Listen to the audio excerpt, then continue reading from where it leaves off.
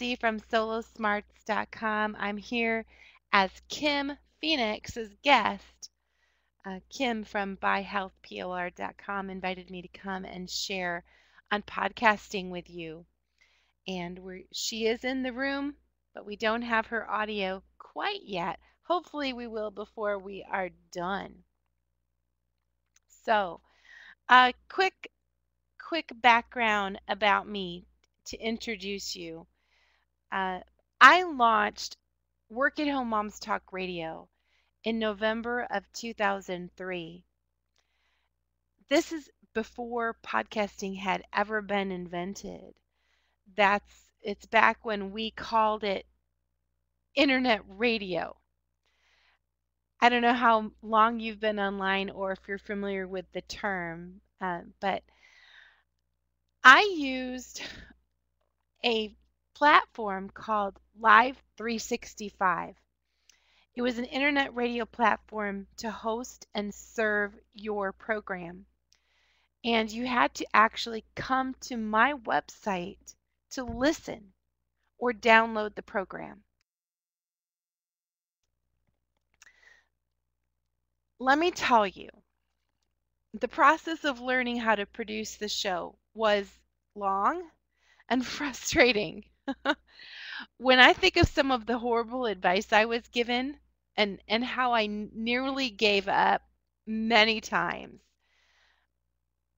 you don't even want to know. Let's just say you have many reasons to be grateful that it is 2013, not 2003, because today, getting started with an internet radio show or podcast is easy. It was just not easy back then. I started out with a $10 phone tap and a cassette recorder. That's how I captured telephone conversations. If you've ever been to Radio Shack, you can get those little cheap phone taps that you connect into the back of a phone between the phone wire and the phone. And then you plug that into a cassette recorder, and that's how you can, basically record telephone calls. Later, I would feed the audio into my PC. I would run it from the cassette player into my computer. Later, I advanced up to using a computer phone patch, and actually, I tried so many different things.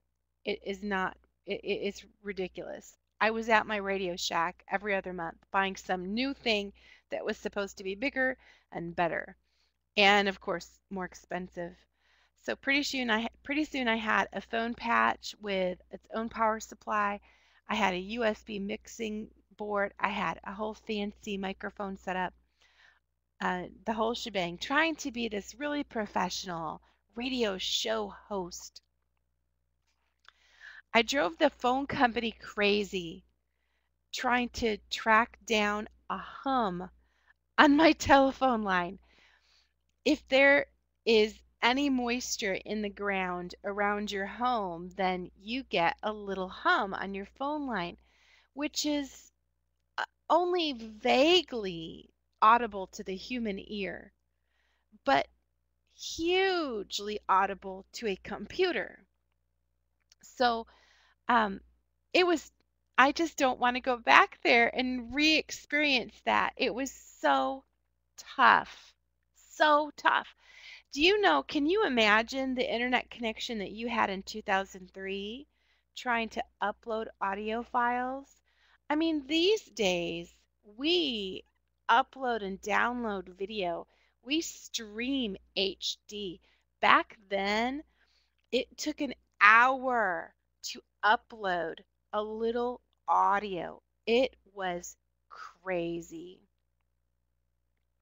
I was the only person I knew hosting an internet radio show when I launched, but within a few months there were friends and there were strangers, people asking me to help them get started with their own show. you got to remember how fascinating it was for people to listen to something online. It was quite rare then. We still had a huge number of internet users on dial-up connections. So when I started my internet radio show, the first year I spent a lot of time just educating my market to the idea that it was even possible to listen to a radio show on the internet. So it was funny those early that first year when I launched it, I would get emails saying, "Oh, I want to listen to your show. What station are you on? Are you on in my area? My favorite station is such and such, WO, whatever. Are you on that station?" So, tons of education to explain. Nope, all you have to do is go to my website and click play. So, be grateful. Be oh so grateful that you aren't in 2003. And be very, very grateful for this man, Adam Curry of MTV fame. How many of you recognize that face? Part of his face. In October of 2004, podcasting was invented. Adam Curry and some very smart tech people realized that you could deliver a media file through an RSS feed. And suddenly, internet radio was a new animal. You didn't have to go to the program, you didn't have to go to the website and click play. The audio could be pushed out to you. Pod means portable on demand. How many of you think that the word podcasting came from iPod? No. Pod means portable on demand. So tech moved really, really fast after that. Thank goodness. The my first year, the huge learning curve that I went through, I wouldn't wish it on anybody. I'm so glad we don't have to experience that. Podcasting today is an absolute breeze. It requires zero high-tech gadgetry, almost no technical skill to pull it off. And it's important to me that you know this because I think you should be podcasting. I really do. That's why I say, you know, the name of this webinar is 3 excellent reasons you'll be podcasting sooner or later. I've been saying this for years. I really do believe everyone in who wants to market themselves on the internet and do it well, they're going to be podcasting sooner or later. So let's pause. Kim, do you want to see if your mic is working right now so you can say hello? Right now it shows you're muted, so go ahead and see if we can hear you. Now it says you're unmuted, but we don't hear anything. Aw. All right. Okay. Well, I'll go ahead and move on. I'm sorry. I'm so sorry that we can't hear Kim. Kim can obviously type in things that she wants us to know. All right. So let's get started with the first excellent reason that you'll be podcasting sooner or later. And that is your target market wants audio or video as an option. You want to reach your market in ever increasing numbers, right? I mean, wherever you are right now, however many people you're reaching, you would like that number to increase. Maybe you're very new and you're only reaching, maybe 50 people in a given month. And so next month you would like that to be 250 people, and the month after that 500 people, and so on. Adding audio or video to your content marketing mix is a sure way to make that happen. Um, think about some big name marketers you know of, and chances are you had your first taste of their expertise via audio or video. For example, I first experienced John Jantz of Duct Tape Marketing through his podcast that I found through iTunes. I had never been to ducttapemarketing.com before, but I found him in iTunes. If he wasn't in iTunes, he never would have exposed his awesome knowledge to me. I first learned from Carrie Wilkerson through her video podcast over at barefootexecutive.tv. I found her through social media, and it was a link to one of her videos. That was my first touch with these really cool people. Now, they're big, famous people, and sure, I would have eventually found them, I would imagine, but they found me sooner and developed a relationship with me sooner because they were using audio and video. So that's why. That's why your target market wants to have a choice for how they consume your expertise. Before podcasting erupted, as I mentioned, that was October 2005. I'd had my internet radio show for 11 months, and I was reaching a small niche audience of about 250 listeners per week. When I launched my podcast feed and submitted it to iTunes, my numbers doubled within a month or so. Now, I didn't have to find these people. They found me. This right here should get you really, really excited. Don't you want people to find you? My audience grew consistently after that through the years until I averaged about 2,500 listeners per episode, with many of my archived shows getting more than 4,000 downloads, over time. One of the cool things about a podcast and having it in iTunes is that when somebody finds you and enjoys your program, they can download archives.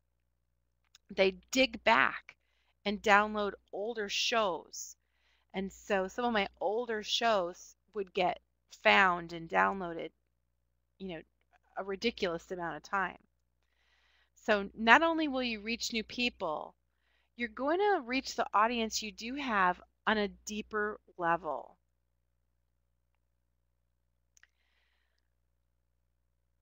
When people listen to you, they grow to trust you.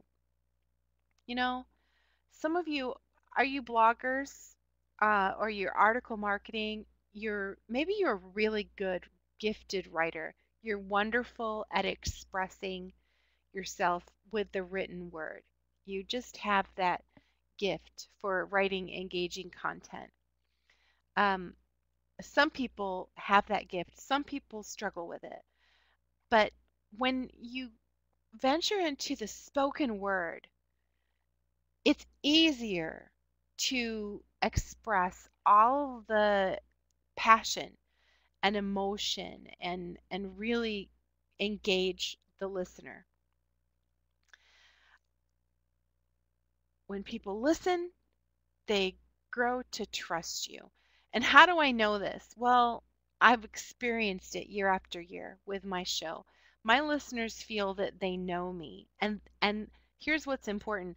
They believe they have a relationship with me. Think about it. Think about, where they listen to me. In their home. in their car, at the gym, wherever. They take me with them into their life. And so they consider me a part of their life, a part of their world. One sign of this comes in the emails that I receive from my listeners. It used to bug me. This is funny, I have to confess.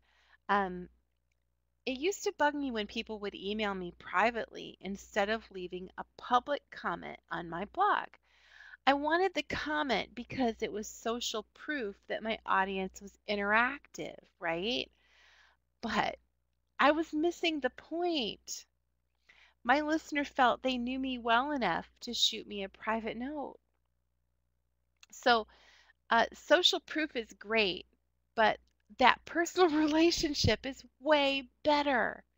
And so I shook off that desire to have tons of comments and instead just really embraced the idea that they felt comfortable contacting me.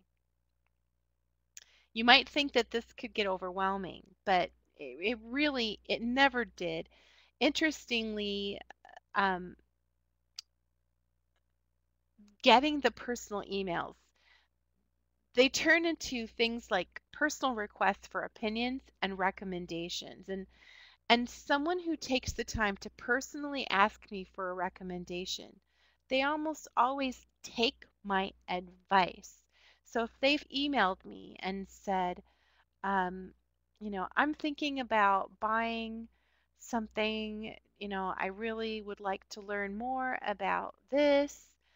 What do you think? And I respond back with my honest opinion and an affiliate link for my best choice.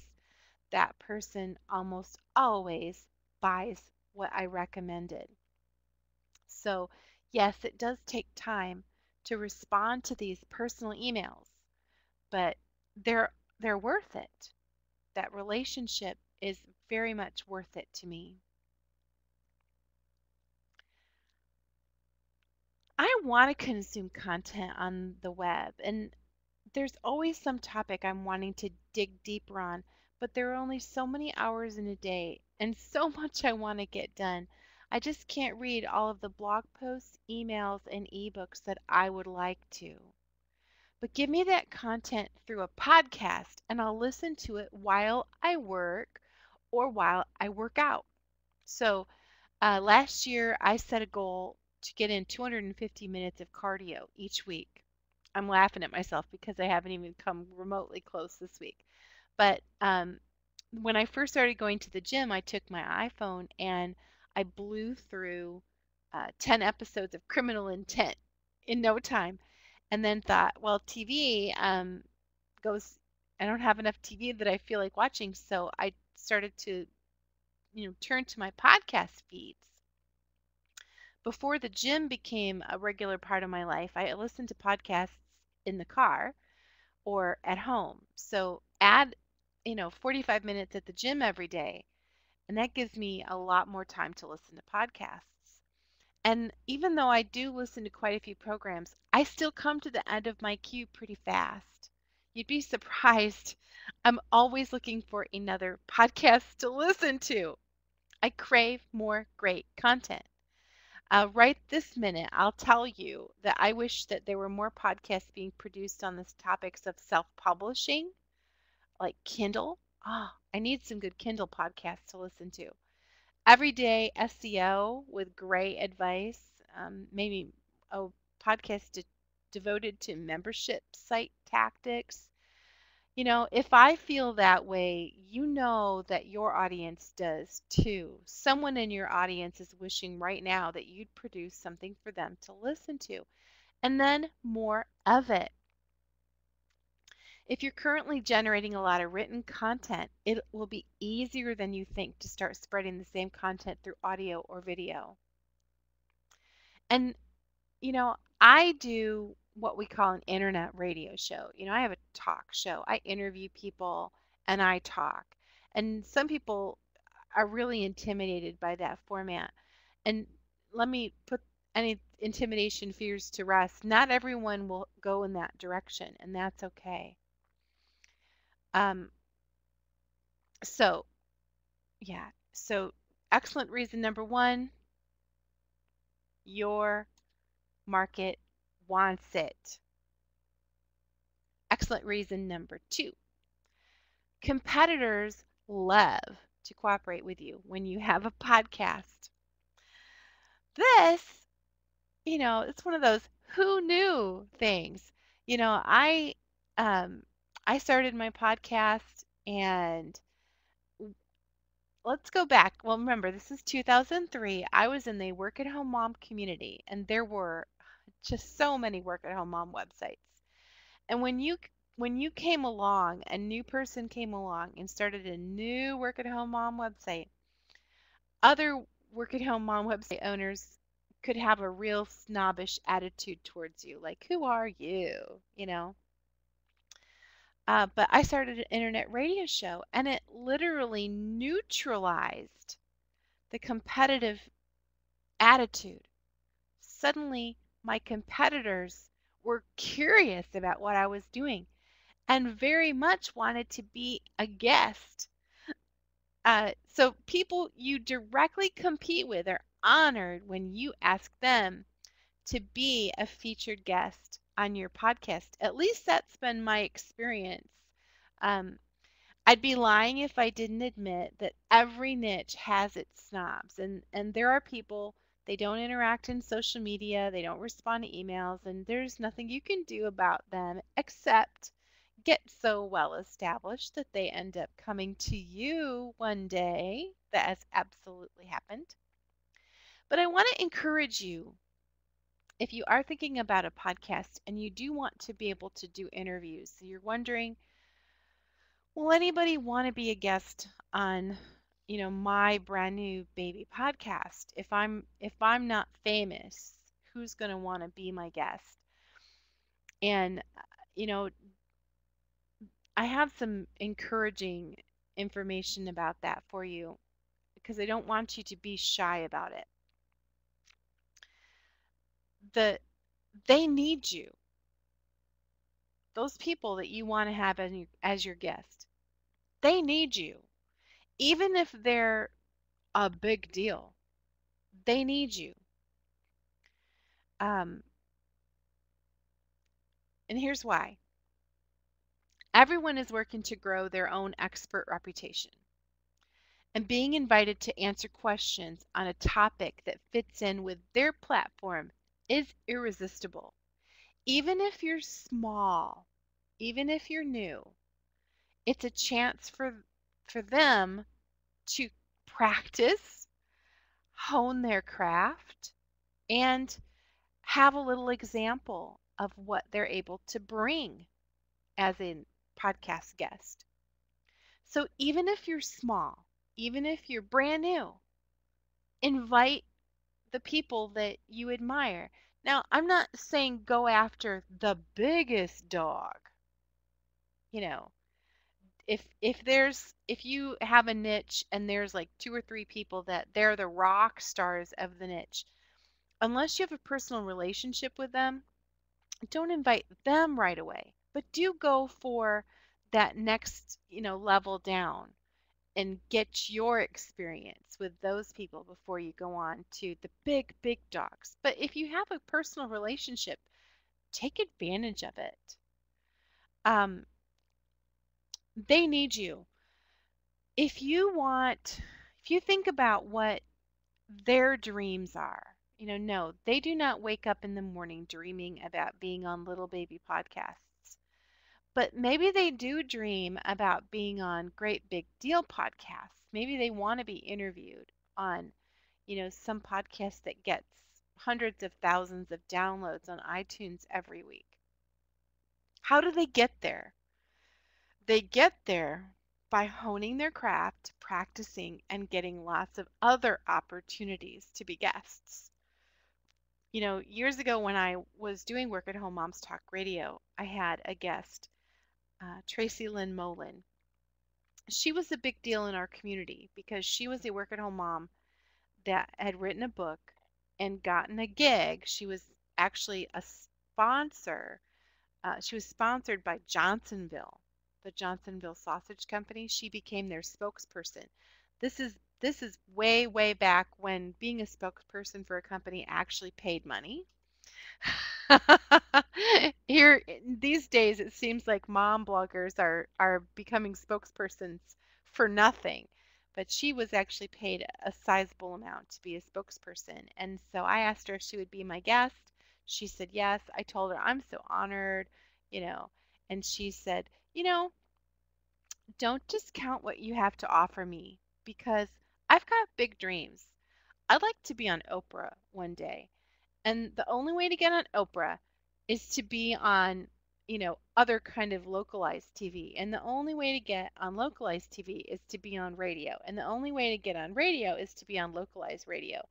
And the only way to get on localized radio is to get some experience in being interviewed. And that's what you offer me. And so when she put it like that, she really set me free from being worried about inviting people. Just invite them. The worst that could happen is that they would say no, not right now, or just ignore you, in which case no harm is done.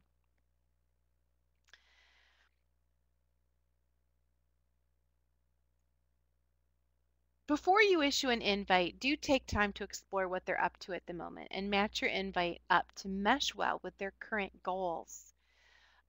If you're going to invite them to be a guest on your podcast, there needs to be something in it for them. Maybe they're thrilled to just talk about what they do and they love that. But, give them an opportunity to promote a book or a product or talk about a recent accomplishment. Maybe they've recently been honored as an industry leader and you just want to give them a chance to share how they got there. Remember that you do have a lot to offer. The experience, certainly, although we don't point that out to people, but a spot on your podcast means an inbound link to their website from your show notes. It also means some extra social media buzz, which these days is pretty exciting. Um, it's an opportunity to build up their media appearances list, as I just mentioned. Give your guest all that you can, especially as a young baby podcaster. One mistake I've seen made is that a young podcaster gets a guest and they publish it and then they're kind of quiet about it. Don't be quiet about it. Promote that person like crazy. Give them all kinds of social media buzz. Write great show notes. Provide them with wonderful, relevant anchor text links back to their website. Tweet, share, LinkedIn, ask people to retweet and share. Thank them afterwards. Send them personal notes. Provide them with the MP3 of the interview alone. That's one of the things that I like to do. Provide them with a transcript if at all possible. Let them know that the MP3 of your interview and the transcript is theirs to use as they wish. This is a really cool thing. I've done that. I've transcribed my favorite interviews and then I send the doc to the person and tell them, here's the MP3, here's the document. Please feel free to use it any way you wish.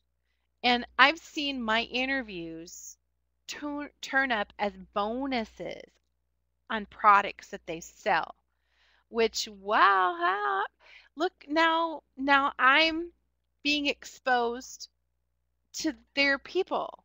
When they download that bonus, they hear Kelly McCausey interviewing that person. So that's way cool. You give buzz expecting nothing in return. When you invite someone to be your guest, you hope that they'll promote the interview too. But you don't expect it unless you have, built up a following and you get to the point where you feel comfortable saying, you know, if you're my guest, you're going to, agree to give, some promotion.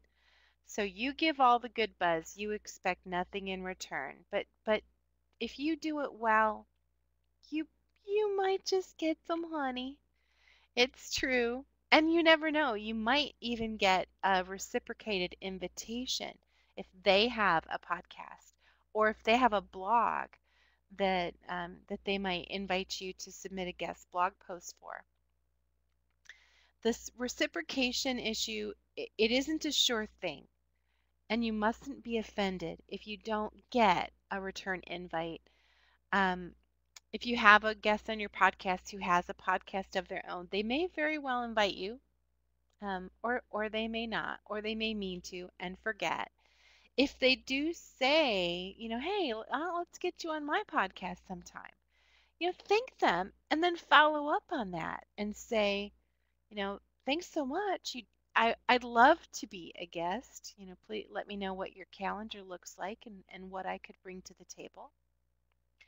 I think it's important to go into every guest situation with an it's all about them attitude. Don't even hint that you're in it to win a return invite or some other favor. Just give them all the buzz and trust that something good will come back around from it. Look at the cool relationship building that Nicole Dean has accomplished with her online success cast. Now, her podcast has been quiet for a while and it's about to come back. She's going to be podcasting again very soon with my help. But I know many of the guests that she had on her podcast reciprocated with some sort of return invite, whether it was a podcast or inviting her to be a guest blogger or an event speaker or a webinar guest. So it does come back to you. So excellent reason number 2 was competitors love to cooperate with you when you have a podcast. Excellent reason number 3, podcasting is darn good for business.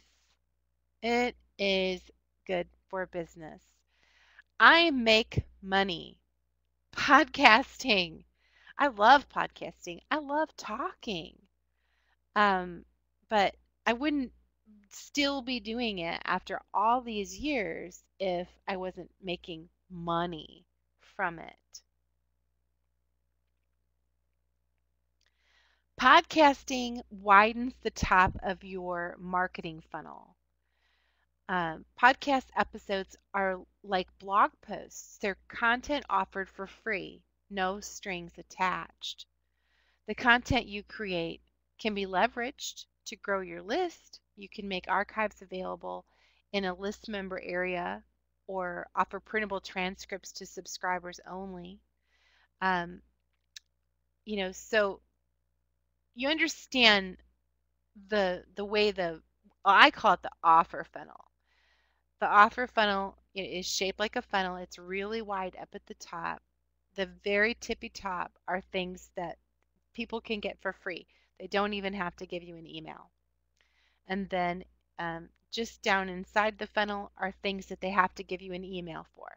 So your podcast can absolutely help move people into your funnel because they listen for free, they enjoy it, and they opt in to get more stuff from you. And the transcript is a great way to pull people down into your funnel. I don't spend money transcribing every single episode that I publish. I choose them based on the content that was shared and its evergreen value.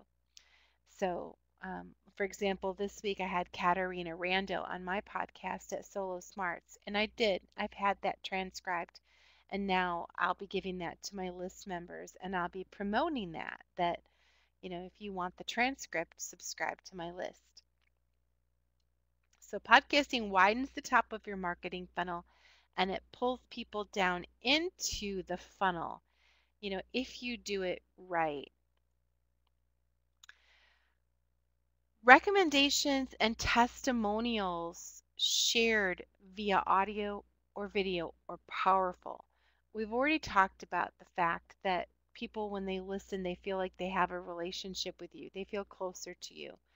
So when I make recommendations or when I share about something I've used and how it worked, it gets results because my listeners hear my emphasis.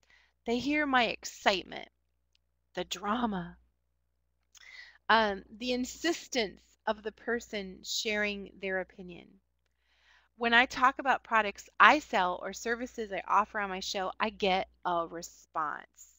So I make information product sales from my podcast. I get coaching clients.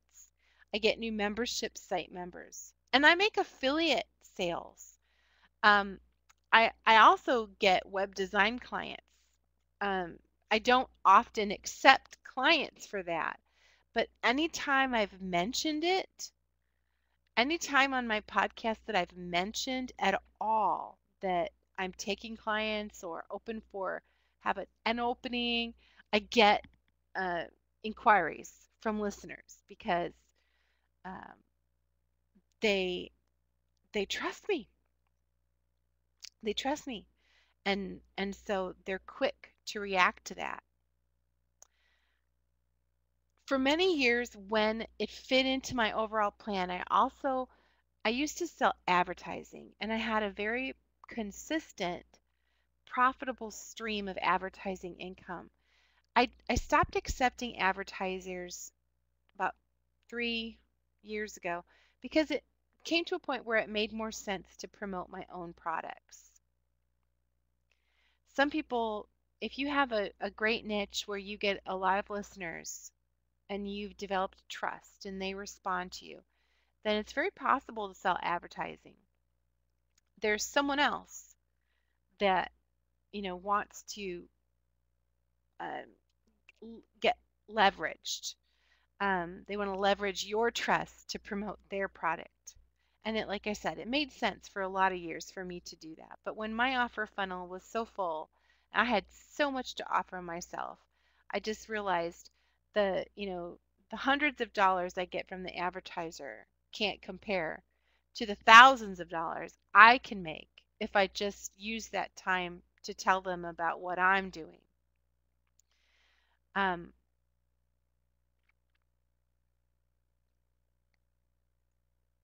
Another way that podcasting becomes part of my business strategy is that just like your blog posts can be leveraged into other types of content, like a series of blog posts can be turned into a small report that you sell or an ebook that you sell. Your podcast archives can be bundled and sold or offered as bonuses for products that you sell. There's lots of ways to leverage once you've created the content. And here's another thing. If you're already generating audio that you sell, like webinars, just like this one, for example, Kim, now that she has hosted this webinar with me, she's got this big chunk of content.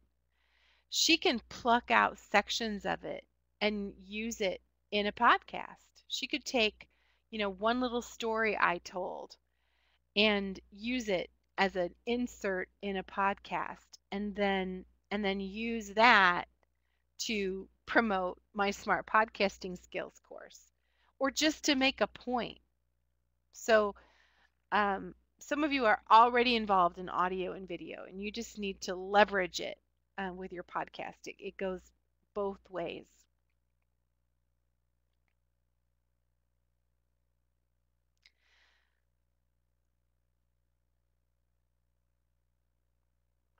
All right.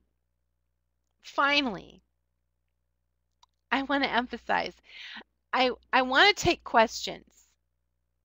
So if you have questions about anything I've talked about, you can type it in. Can you hear me? Kim, I hear you. Can you hear me? Okay, I finally got it working. Sorry, Yay! guys. You surprised me. Sorry about that. I'm so glad. I see Robbie Yay. has a question. He was wondering how long your typical podcast is. Okay. Um, there is no typical podcast. I listen to podcasts that are 10 minutes long, 20 minutes, 30 minutes, 45 minutes, an hour. Um, the you know the length, just like we say a blog post should be as long as it needs to be, the same is true with a podcast. You know, a podcast, you know, if it's a video podcast, those tend to be shorter. If it's an audio podcast, it depends on what your purpose is. Paul Evans has a podcast, and his podcasts are usually quite short, between 8 and 12 minutes. He's sharing one little anecdote, making one clear, concise point that leaves an impact. And that just works perfectly for him. My podcasts lately have been an hour long, but mine can run anywhere between 30 minutes and an hour, depending on my guest and how much I have to share. Brand new podcasters would probably be smart to start at around 20 minutes because um, people don't know you. So if you start a podcast, if you launch an hour long podcast, you are asking for a huge commitment from that first time listener. So I'm telling my clients to shoot for about 20 minutes those first few episodes so that people can think, oh, I can wager 20 minutes on this being interesting, and then grow out from there as you need to.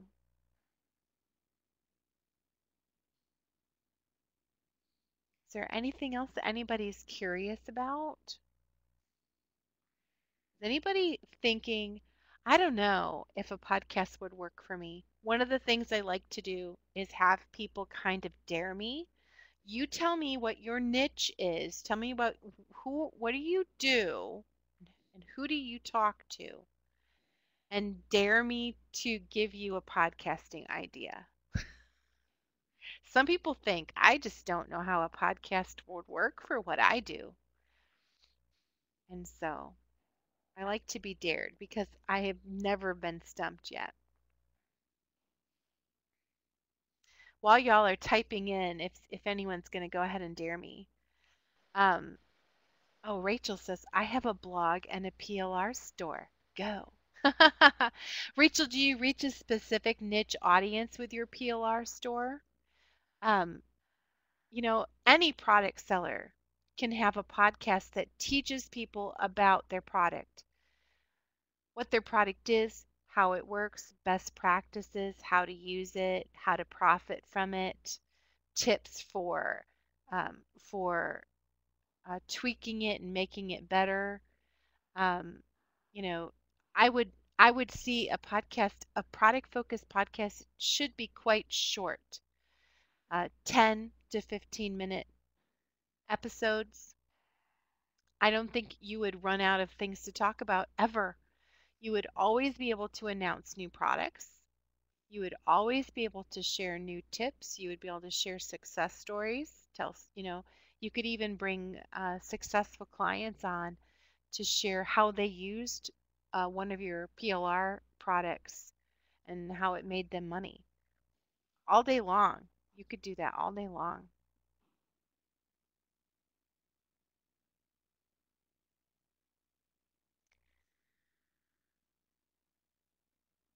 And that goes for any kind of product. It doesn't matter what you sell. You could make a podcast that teach the customer how to use your product.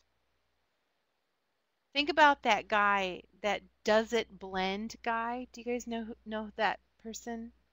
He's No. selling a blender by shooting videos of him blending up ridiculous things.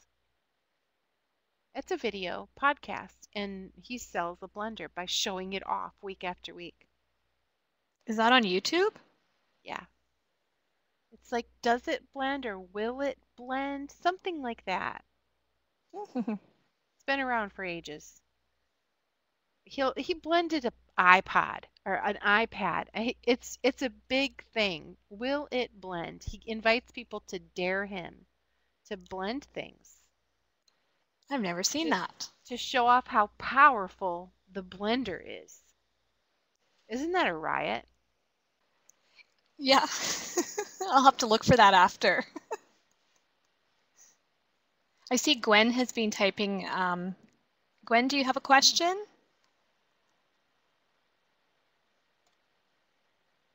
So podcasting is easy. On the screen I'm showing you the simple tools for podcasting. You Oh, can okay. Sorry oh, about that. I I see see that your Gwen's question came up. Yeah. I do life Can you see it? coaching. Yep, life coaching. Um, as an elementary school teacher, I came up with my ideas to alleviate stress and anxiety related to testing.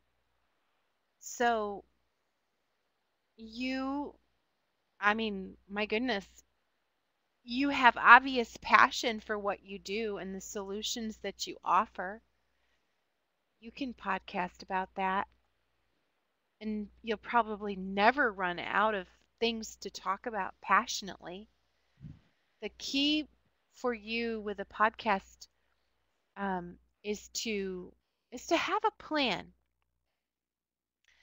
Um, you could probably talk for a really long time on any given day about all of that you do.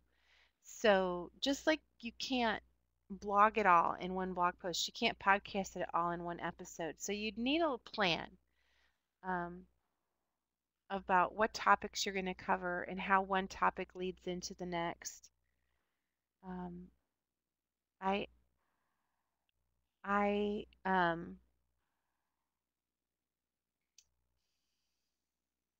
I don't think you would ever have any trouble at all coming up with ideas and filling episode after episode.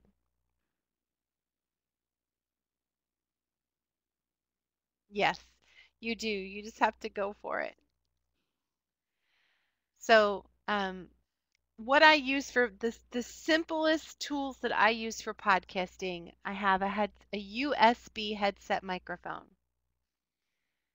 that bypasses the sound system of your computer, um, gives you great sound.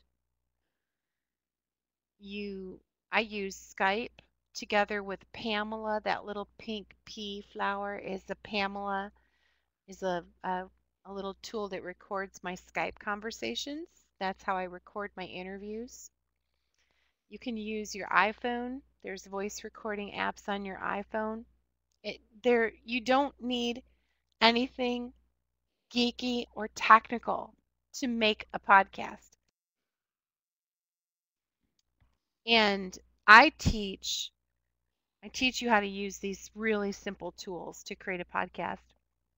Some people want to go to a more extreme degree. They want an expensive mic, they want a studio set up, they want everything to be really ultra posh and professional sounding. You can do that if you want to. And like I did have that. I had the whole big fancy expensive studio set up. And I ended up selling it all on eBay years ago and just going to a USB headset. Because to me, the difference in sound is not significant enough to make it worth all the extra hassle and, excuse me, clutter on my desk. I can't stand clutter on my desk. So I want to share with you guys really quickly what I have a course that I teach people how to podcast from scratch, from brainstorming your podcast focus, topics, how to choose guests, how to decide how to run your podcast. Is it all going to be about you? Is it all going to be about guests? How are you going to make money from it? How am I going to record it, edit it, publish it, promote it? All that. It's a very complete 6-lesson course. And the link there in your show note or in the show notes. See, I'm so used to my podcasting language. This is Kim's.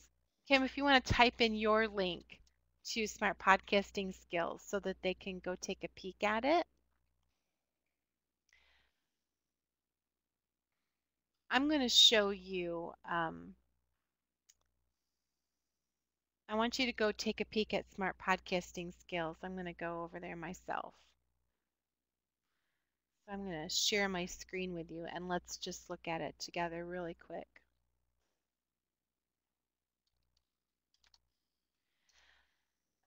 The course, the sales page shows you what's inside the course and all the bonuses.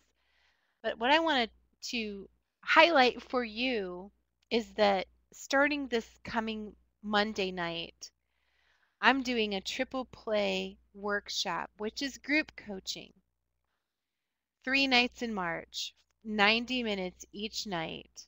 I'm meeting with everyone who signs up for the workshop to do live group coaching, answer questions, brainstorm with people, solve problems, give ideas, and just download as much of my podcasting brain into yours as I possibly can. If you want the Smart Podcasting Skills course, it's $39. But if you sign up for the Triple Play Workshop and you use the coupon code, let me go back to my show. If you use the coupon code freeworkshop, choose the Triple Play Workshop option, which is $97. Use the code freeworkshop and you're only going to pay $39, which is what you pay for the course alone, but you're going to get the workshop. If you can't attend the workshops live, you will get the recordings. So that is a special offer for Kim's people. That is good until Monday night. That coupon code will expire Monday night, March 4th. I do want to make sure to tell you guys, I don't know if Kim, you know, I'm going through a repricing restructuring, repricing everything. Tuesday morning. Yes, you told me that. Yeah, Tuesday morning Smart Podcasting Skills will have a new price, and that's $69. So use the coupon now. Get the best price. If you want to learn podcasting with me, get it now while it's the best price, and you're also going to get the workshop. So I love the chance to help you launch podcast. I really do think everybody will be podcasting sooner or later. I really do think that it is an amazing tool for everybody who is involved in any kind of content marketing, which of course you are.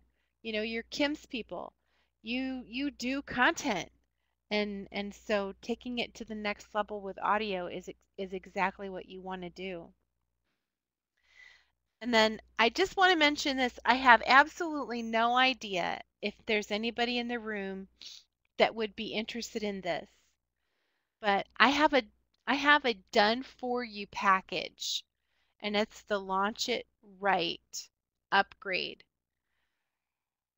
And let me take you back to the website to peek at what's involved in that. The Launch It Right upgrade is for someone who wants to launch a podcast, but they don't want to be bothered with all the technical bits and footwork of getting it set up. Basically, what this is a chance to hire me as your coach and podcast launch project manager.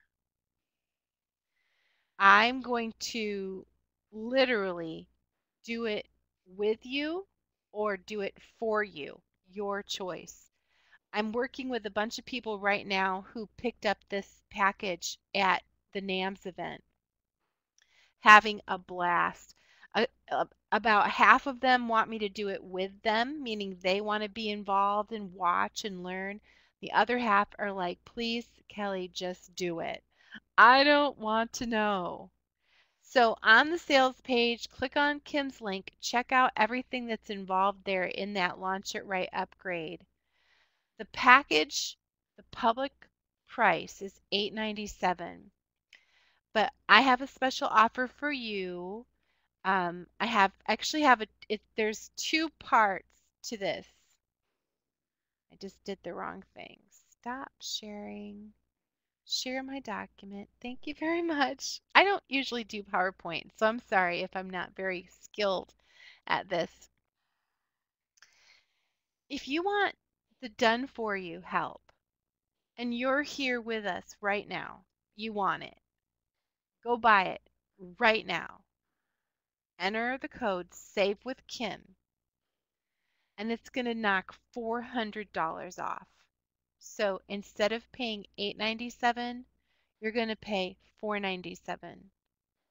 But if you want that, you have to do that right now before we close the webinar. Because as soon as we hang up from the webinar, the code is going to change. And instead of being 400 off, it will be 250 off. So anybody, if you think you want it, get it right now. There's only 4 people with us live, so you 4 people can save $400. Everyone else, you can use the code SAVE with Kim, and it'll take $250 off. So you'll pay $647 instead of $897. And that coupon code is good if it's used before midnight on Monday. And that the package is also going up. The price on Tuesday, instead of $8.97, it'll be $12.97. So that's why no delays. If you want me to coach you and and project manage your podcast launch, then do go for the upgrade. It's a big investment, but it's big help. We're launching these podcasts within 6 weeks. We're getting it done. So that's all I had to share there.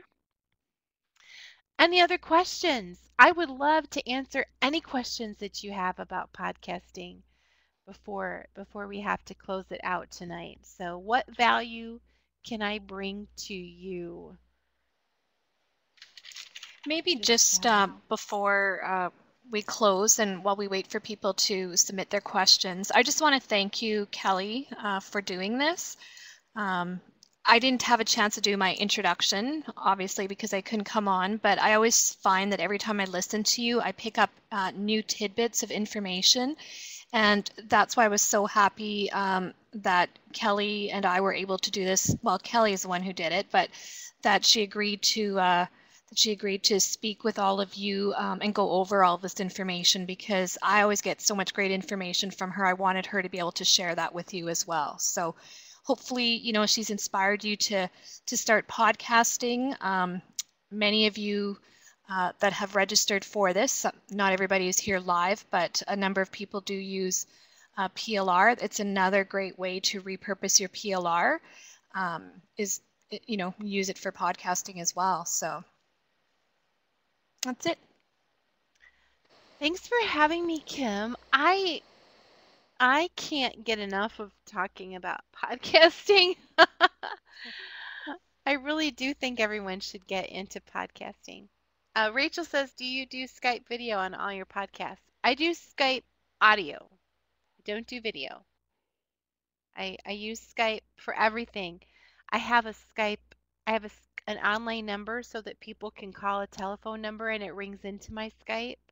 And I have, Skype out, so I call out to phones from my Skype. And so I record everything that way.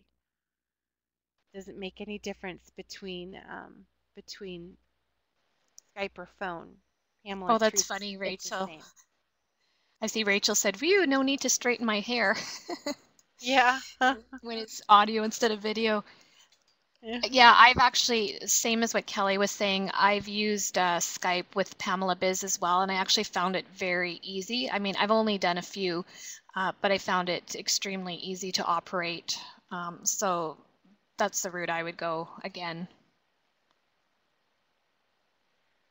It's so simple. Does anybody else have any questions?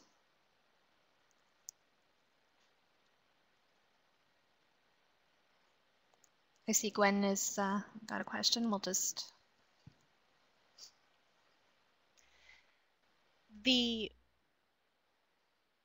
Add Smart Podcasting Skills, if you click on Kim's link and look down at the very bottom of the page, down next to where it says copyright, there's a link to Ask Kelly Anything. So if we get off of the webinar, and for those of you who are watching the replay, and if there was a question you really would have liked to have gotten an answer to, use the forum to respond, and I'll respond back to you ASAP. Typically, within half a day, I'm responding to those emails. So those of you who are listening later, you can still ask questions and get answers from me that way. So that's, go to byhealthplr.com/podcasting. And Oh, and I see Gwen said that you're going to be helping her launch her podcasting. nice. I'm so excited. Yay! You guys can put the plan together now. Oh my gosh, that is so fantastic. It'll be a lot of I fun. love doing that. I love doing it. I I I launched. I've only been doing this package since NAMS. I'm sorry, I keep saying NAMS, Niche Affiliate Marketing. It's a live workshop. I got to teach on podcasting there earlier this month, and it was at that live event that I launched this Launch It Right package. So my first clients all came from that live event, and they're who I've been working with. So you're my first client from another place. Yay! I look forward to working with you.